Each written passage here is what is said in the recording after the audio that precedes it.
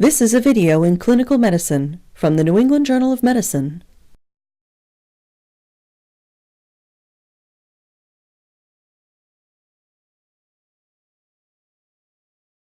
Infection associated with healthcare is the most common adverse event affecting hospitalized patients.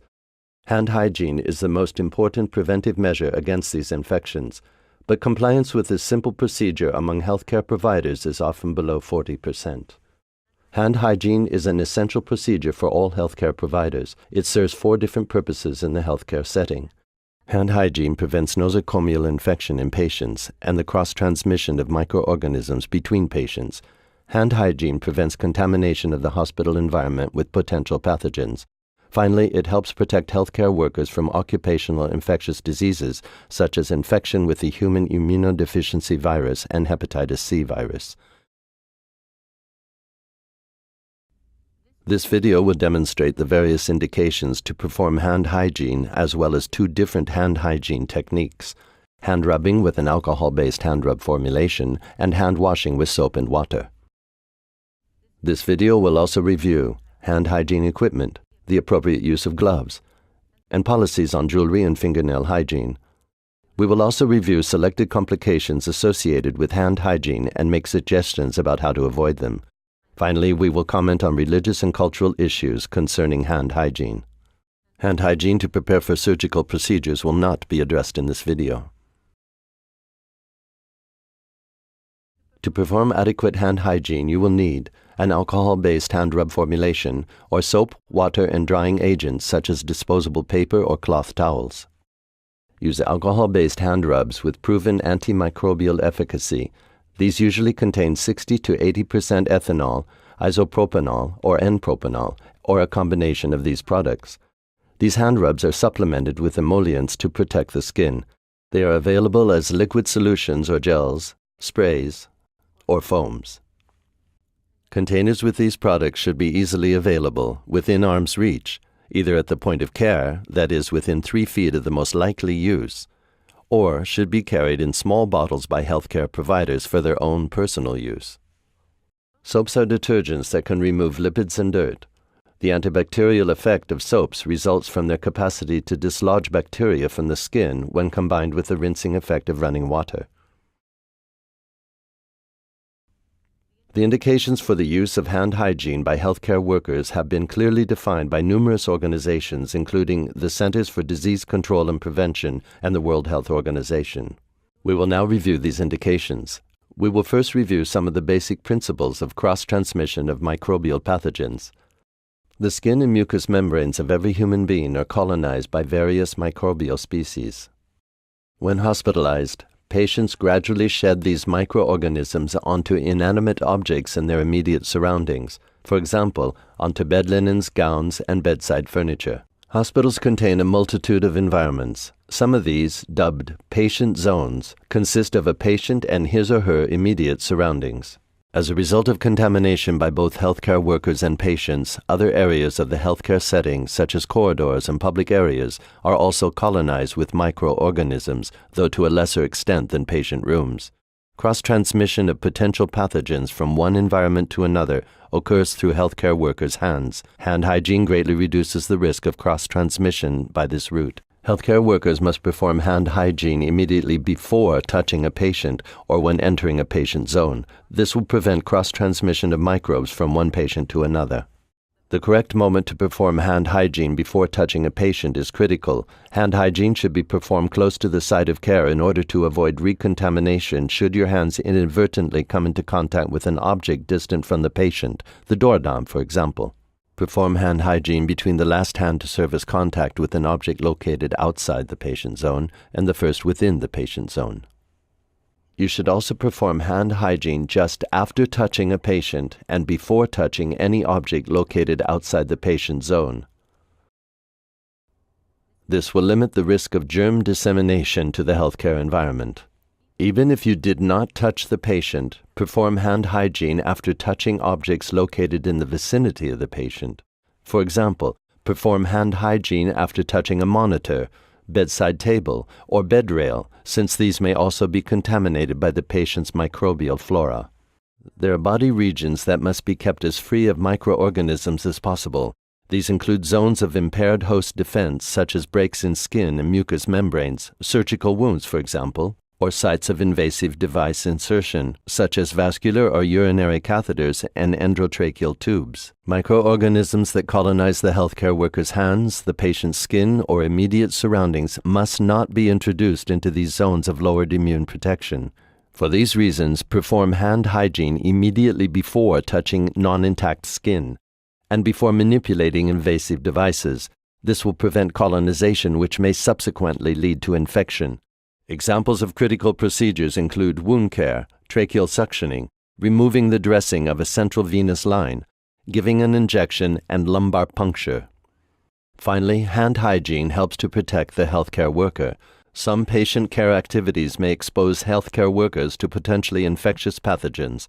In consequence, perform hand hygiene after contact with body fluids, mucous membranes, non-intact skin, or wound dressings, even in the absence of visible soiling and even when gloves have been used.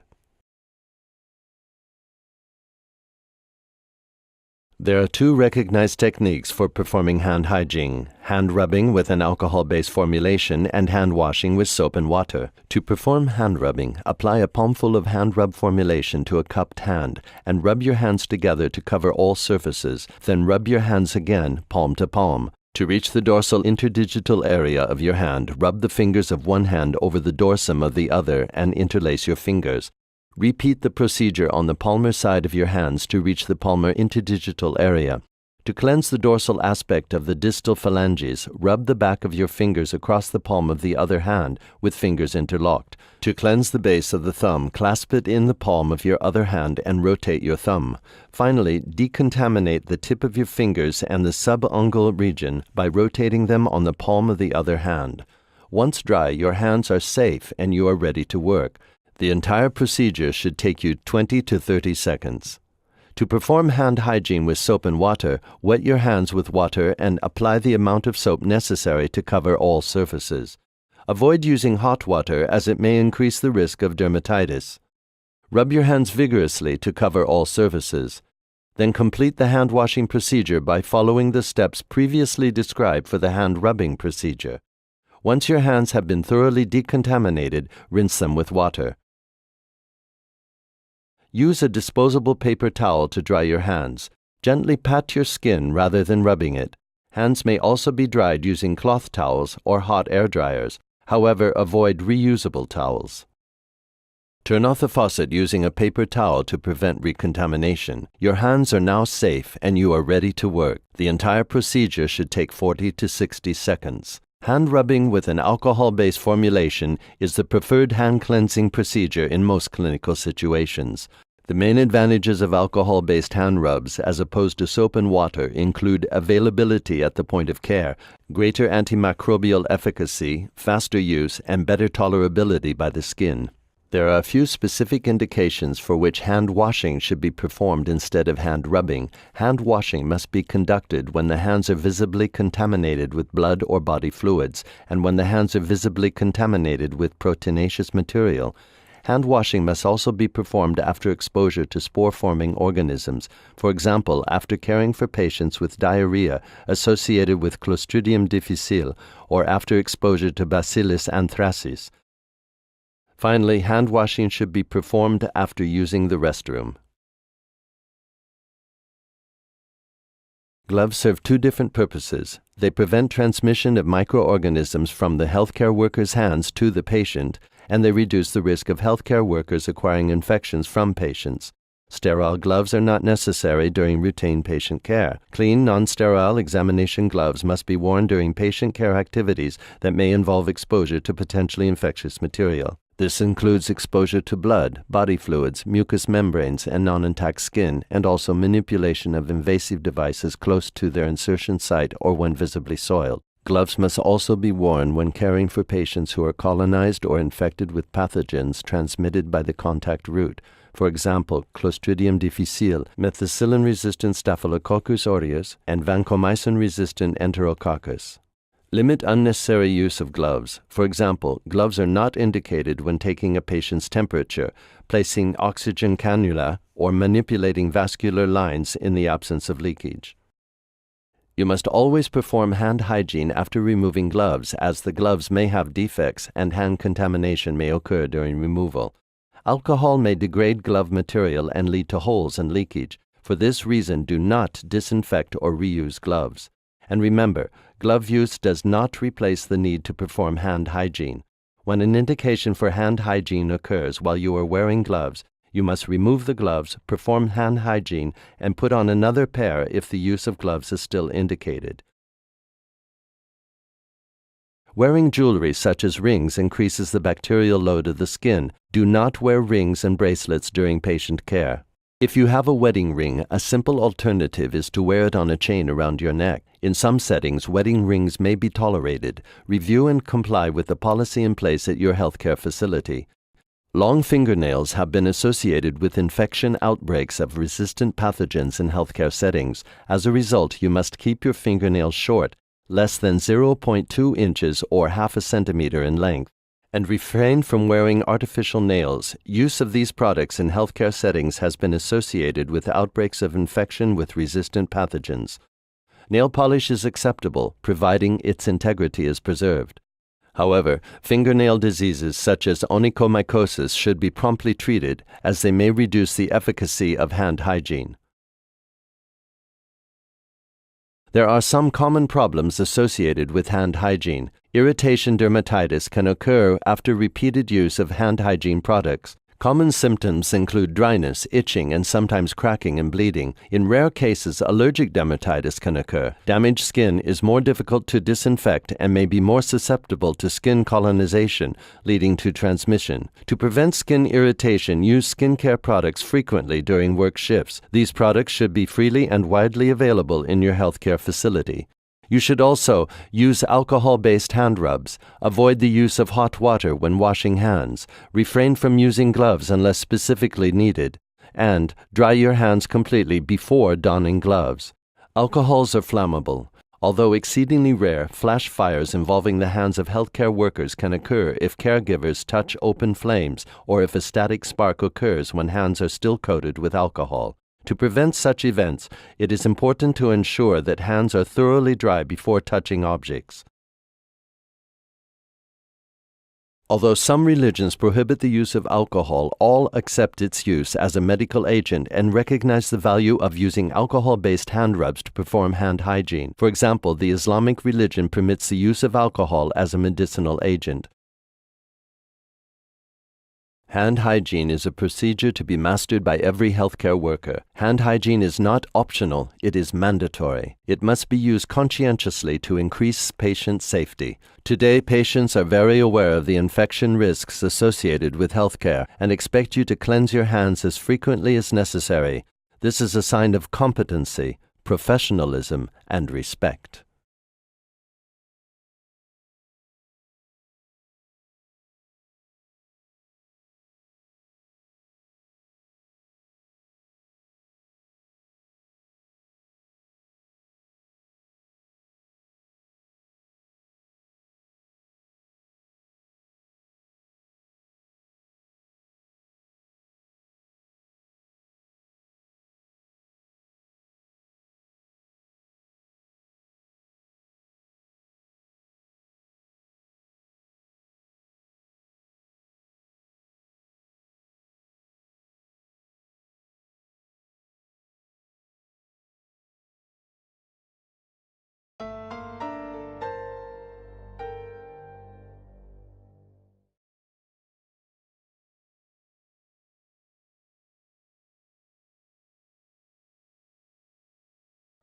Personal protective equipment should be selected based upon proximity to the patient and the likelihood of contact with any blood or body fluids during procedures in the patient care area.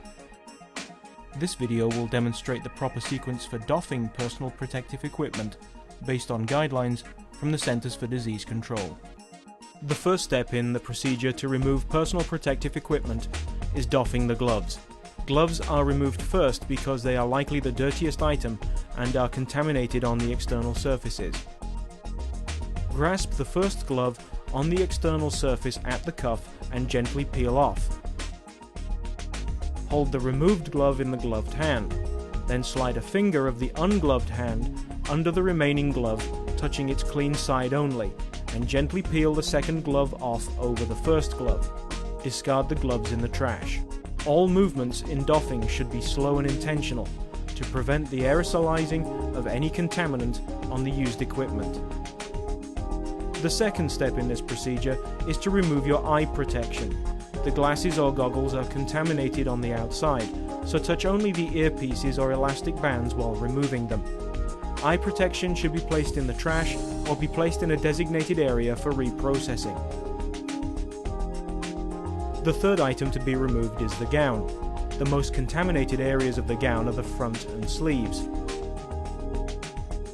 Unfasten the ties at the neck and waist, then remove the gown by slowly pulling it down and rolling it away from the body with the clean side out to form a bundle.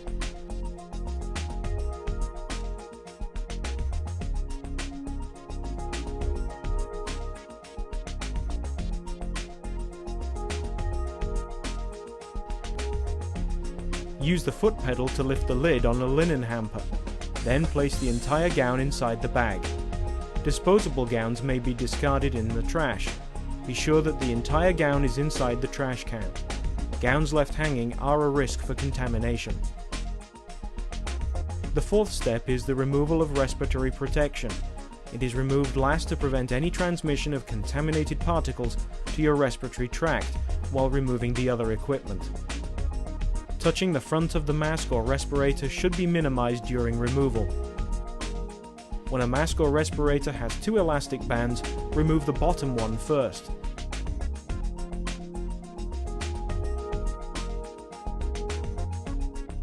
Discard the mask in the trash.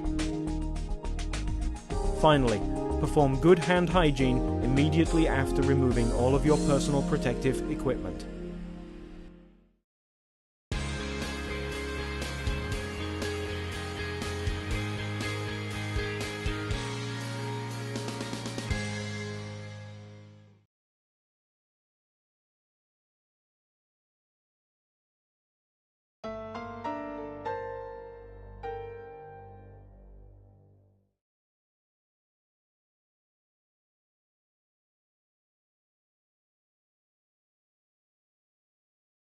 Personal protective equipment should be selected based upon proximity to the patient and the likelihood of contact with any blood or body fluids during procedures in the patient care area. This video will demonstrate the proper sequence for donning personal protective equipment based on guidelines from the Centers for Disease Control. The first step in donning personal protective equipment is good hand hygiene. The second step of the procedure is donning the gown. The gown should be fastened at the back of the neck and the waist by tying a bow.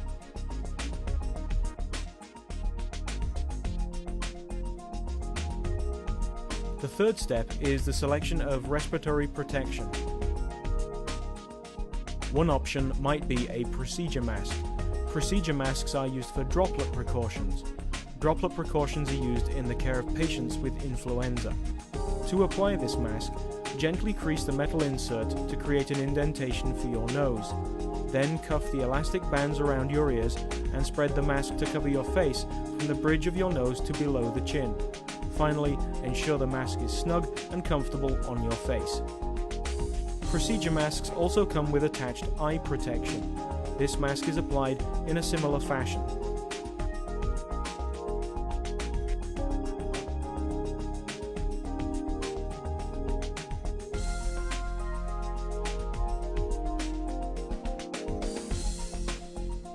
Respirators act as a filter to prevent small particles from entering the airway of the person wearing them. A respirator should be fit tested annually in order to ensure a good seal. The properly sized respirator should always be used. Place the respirator on your face and position the straps at the back of the head and at the base of the neck.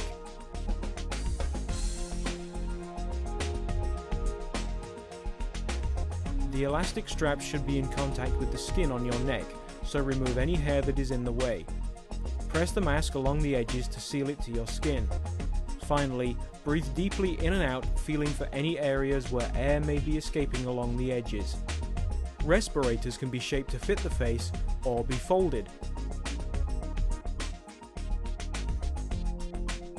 Folded respirators are applied in a similar fashion, ensuring that the respirator is fully unfolded and has a tight seal with the skin.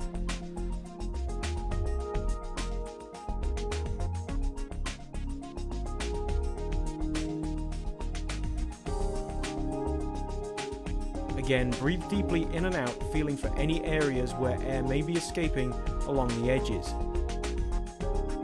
Facial hair will prevent the respirator from making a tight seal with the skin. Even a small amount of stubble will compromise the seal and reduce the protection provided by a respirator. If the respiratory protection you selected does not have attached eye protection, eyewear should be selected next. Protective eyewear might be safety glasses or goggles. Many shapes and styles are available. The final step in the procedure is the application of gloves. Ensure that the cuff of each glove covers the wrist of the isolation gown. A secure fit will prevent gapping while providing care to the patient.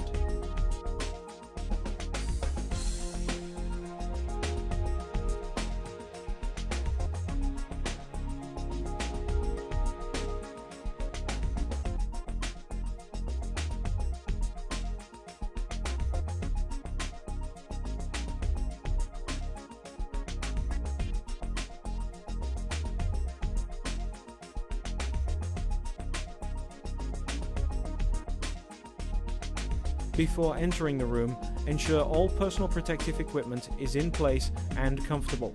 This will prevent you from adjusting your personal protective equipment while in the patient care area and potentially contaminating unprotected areas of your body. You are now ready to provide care to your patient.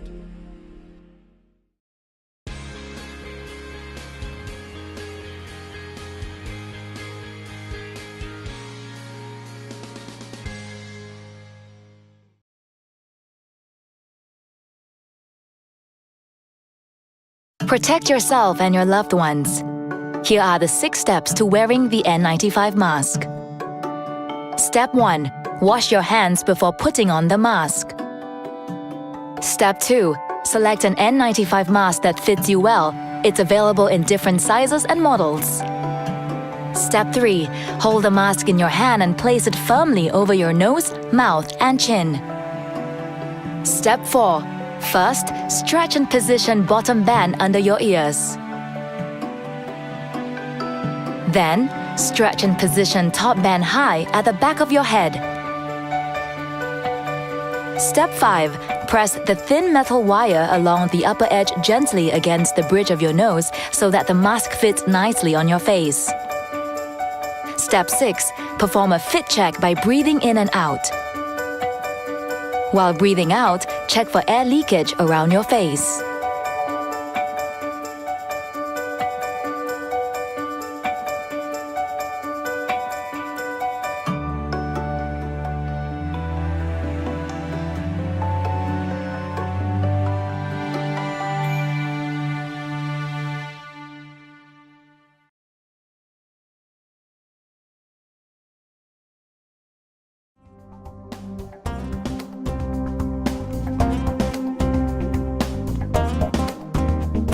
This program will provide instructions on how to perform qualitative fit testing for half-face filtering facepiece respirators, such as 3M healthcare particulate respirators and surgical masks. Please note, the qualitative fit testing instructions for the 3M 1870 respirator and surgical masks are the same for other 3M particulate respirators. There are 2 types of fit test solutions for qualitative fit testing available from 3M. A suite solution as found in the 3M FT10 Fit Test Kit, and a bitter solution as found in the 3M FT30 Fit Test Kit. Either of these solutions can be used. However, certain employees may be more sensitive to one solution over the other. During this training, we will be using the suite solution. The procedure is the same for the bitter solution. Both the 3M FT10 Sweet and FT30 Bitter qualitative fit test apparatus meet the performance criteria for fit testing respirators under the current OSHA standard for respiratory protection, 29 CFR 1910.134. If crystals are present within the container of test solution, hold closed bottle under a warm stream of water or shake vigorously to dissolve the material. If there is evidence of solution contamination, immediately discard the bottle. OSHA requires that a medical evaluation be conducted prior to fit testing. A fit test should only be conducted if there is no hair growth, apparel, jewelry, or any other condition or object that may compromise the fit or prevent contact of the respirator with the skin. Subjects should be informed of the ingredients of the fit test solution and that they will be exposed to a fine mist.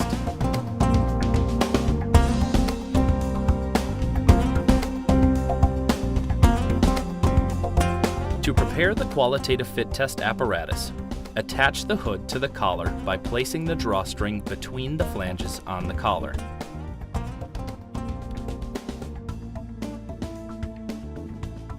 Tighten the drawstrings and tie it with a square knot or bow.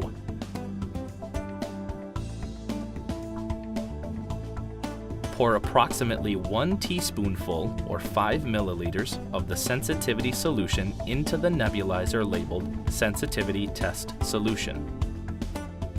Pour the same amount of fit test solution into the second nebulizer labeled fit test solution. Immediately recap the bottles. A sensitivity test is conducted before the fit test to determine if the healthcare worker being tested can detect the test aerosol at very low levels. The sensitivity test solution is a very dilute version of the fit test solution. The subject must avoid eating, smoking, drinking, or chewing gum for at least 15 minutes before the test and during the test at all times. This does not include water. To conduct the sensitivity test, instruct the test subject to place the hood and collar assembly over their head without a respirator. Position the hood assembly forward so there is about 6 inches or 15 centimeters between the subject's face and the hood window. Instruct the test subject to breathe normally through their mouth with their tongue slightly extended. Both plugs on the nebulizer must be removed during use. The nebulizer must be held in an upright position to ensure aerosol generation. Using the first nebulizer with the sensitivity solution, inject the aerosol into the hood through the aperture in the hood window. Squeeze 10 times, always fully collapsing the nebulizer bulb on each squeeze. Allow the bulb to extend fully between squeezes.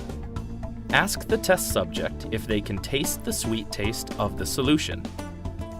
If the test subject can taste the solution during the 10 squeezes, note the number of squeezes as 10 and proceed to the fit test.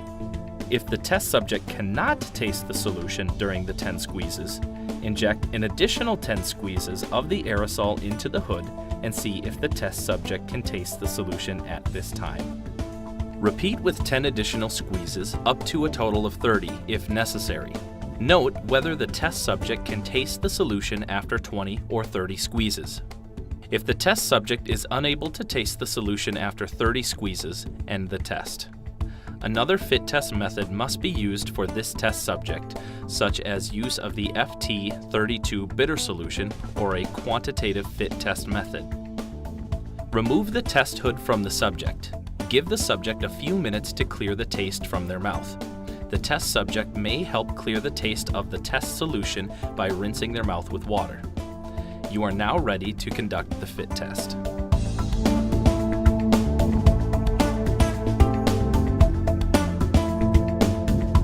According to OSHA, the respirator to be tested shall be worn for at least 5 minutes before the start of the fit test. This allows time for the wearer to ensure they can wear the respirator comfortably. Have the subject don and perform the user seal check as instructed in the fitting procedures for the specific respirator. We are using the 3M 1870 Healthcare Particulate Respirator type N95 for demonstration purposes. Instruct the subject to place and position the test hood as before. Then have them breathe normally through their mouth with their tongue slightly extended.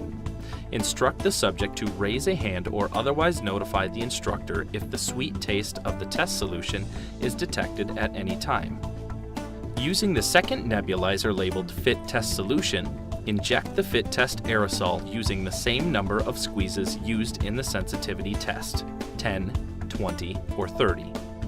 To maintain an adequate concentration of aerosol during this test, inject 1/2 the number of squeezes used in the previous test every 30 seconds thereafter.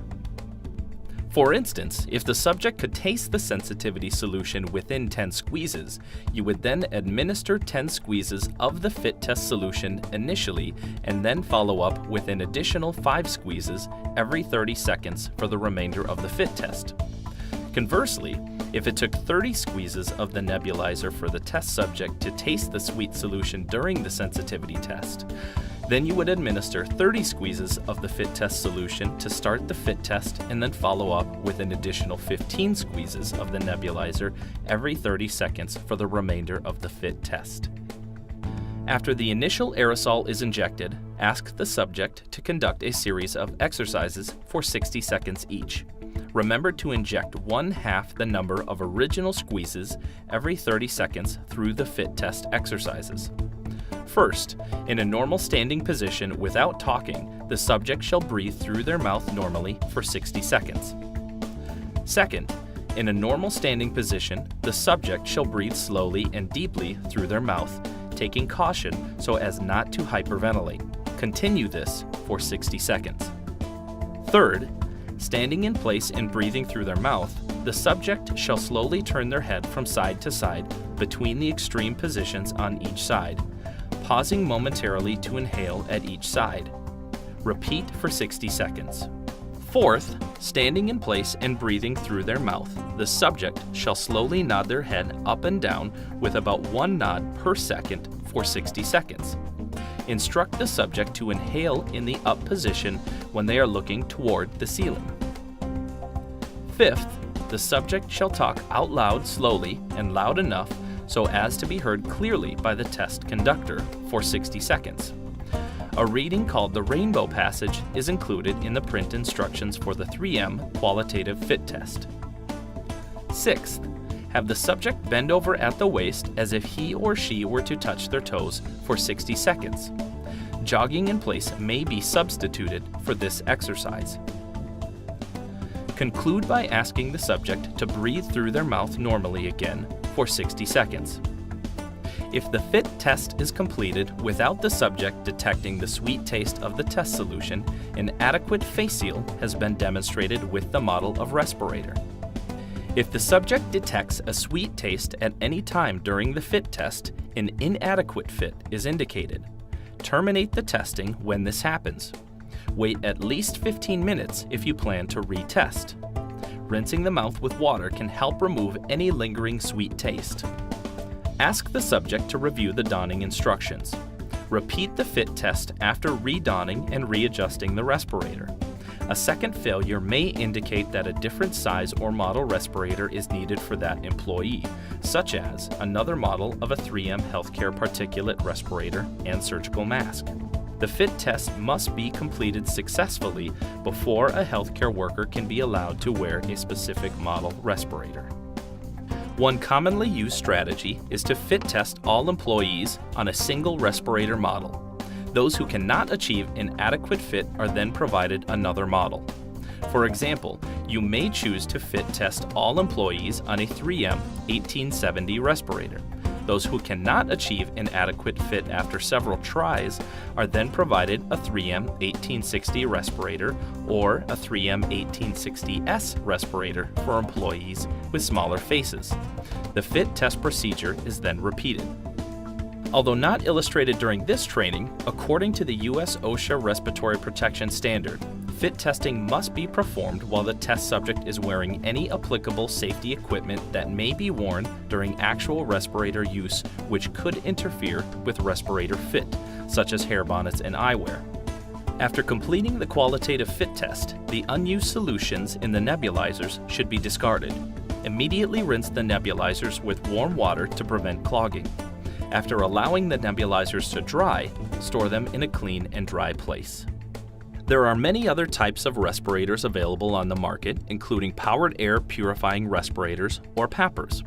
PAPRs equipped with a loose-fitting facepiece or hood may be an alternative for a bearded healthcare worker or those who otherwise are unable to pass a fit test on another type of respirator because PAPRs do not need to be fit tested.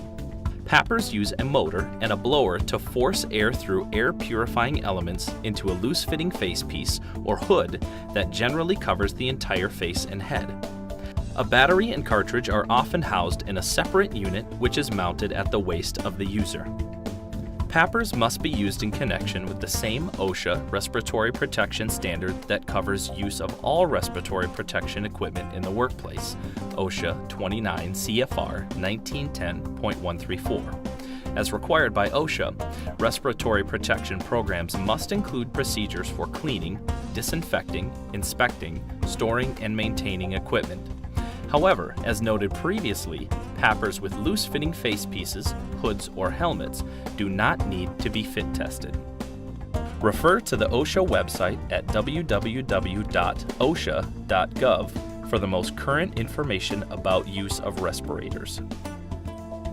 Contact your 3M sales representative or call the 3M Healthcare Customer Helpline for information on personal protective equipment, including the respirators described in this training, and to learn more about the other elements of a respiratory protection program.